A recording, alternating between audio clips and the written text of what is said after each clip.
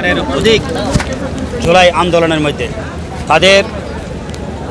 যাদেরকে খুন করেছেন সেই খুনের বিচার, এই খুনি হাসিনার বিচার বাংলার মাটিতে আমরা চাই। শেখ হাসিনাকে ভারতের মাটি থেকে ফিরিয়ে এনে বাংলার জমিনে তাকে প্রকাশ্যভাবে তার বিচার করা হোক।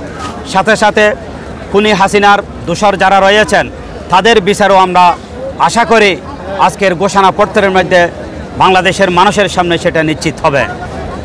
এই দেশকে, একটি স্বাধীন দেশকে শেখ হাসিনা দেশের জনগণকে জিম্মি করে এবং রাজনৈতিক দলগুলোকে একটি অবৈধ সংগঠনের মতো, অবৈধ রাজনৈতিক দলের মতো করে সে যেভাবে তাদেরকে নির্বিচারে হত্যা এবং বিভিন্ন মিথ্যা মামলা দিয়ে রাজনৈতিক নেতৃবৃন্দকে খুন, গুম এবং জেলের মধ্যে বন্দী রেখেছিলেন, তার থেকে আজকে বাংলাদেশ স্বাধীন হয়েছে।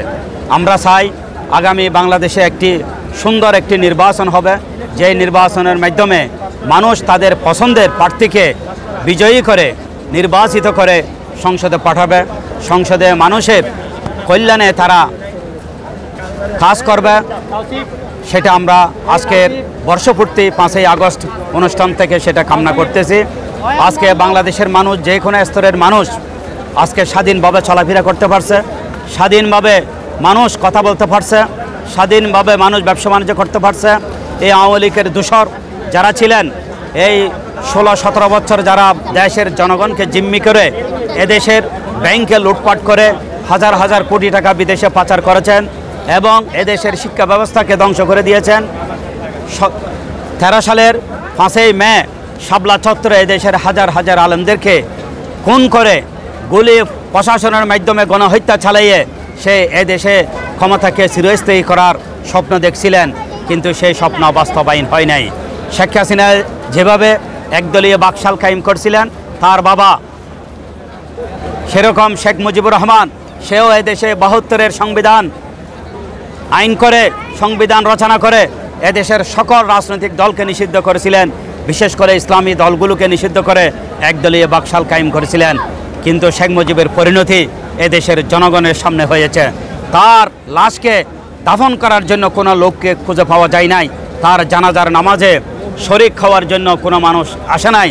আজকে শেখ হাসিনা তার বোনকে নিয়ে পালাইছেন এদেশের মানুষকে, এবং তার সাথে যেই সমস্ত আওয়ামী লীগের দোষর ছিল তাদেরকে অসহায় অবস্থায় ফেলাই দিয়ে সে যেভাবে ফেলাই গেছেন।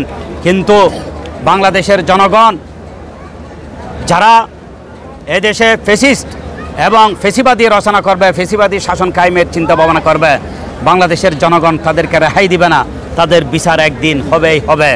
আগামী দিনে যারা নির্বাচনের মাধ্যমে এদেশে ক্ষমতায় আসবে, তাদের থেকে আমরা কামনা করতে পারি তারা এই দেশকে একটি উন্নত রাষ্ট্রে এবং একটি সমৃদ্ধশালী রাষ্ট্রে পরিণত করবে, সে আশা ব্যক্ত করছি।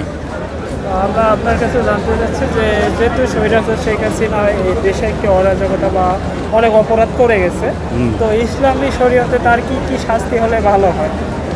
ইসলামে একটি যদি ইসলামী সরকার এই দেশে যদি রাষ্ট্র ক্ষমতায় যদি আসে, এদেশকে শাসনভার যদি তাদের হাতে আসে, কোরআনের মধ্যে আল্লাহ রাব্বুল আলামিন যে সমস্ত আইন স্পষ্টভাবে দিয়ে গেছেন সেগুলো ইনশাআল্লাহ বাস্তবায়ন করবে। কোরআনের আইন বাস্তবায়ন হলে এদেশের কোনো মানুষ ক্ষুধায় মারা যাবে না, এদেশের মানুষ মারামারি, খুনাখুনি, ঝগড়া ফাসাদ মানুষ বন্ধ করে দিবে। কোরআনের আইন এমনভাবে রচিত হয়েছে যাতে মানুষ খুন থেকে, গুম করা থেকে, আইনাগার তৈরি থেকে মানুষ বিরত থাকবে। কারণ কোরআনের যে সমস্ত আইন রচনা হয়েছেন সেগুলো স্বয়ং আল্লাহ রাব্বুল আলামিন নিজেই নাজিল করেছেন। যেমনি খুনের শাস্তি হলো তাকে প্রকাশ্য ফাঁসিতে ঝুলাইয়ে তার মৃত্যুদণ্ড নিশ্চিত করা, এবং বিভিন্ন আইন, কোরআনের আইনগুলো হলো তার অপরাধ যতটুকু করবে তার শাস্তি ততটুকু। যদি খুন করা হয় তাহলে খুনের বদলায় তাকে মৃত্যুদণ্ড কার্যকর করা হবে, যদি চুরি করা হয় তাহলে তার হাত কাটা হবে, এভাবে মানে রয়েছেন।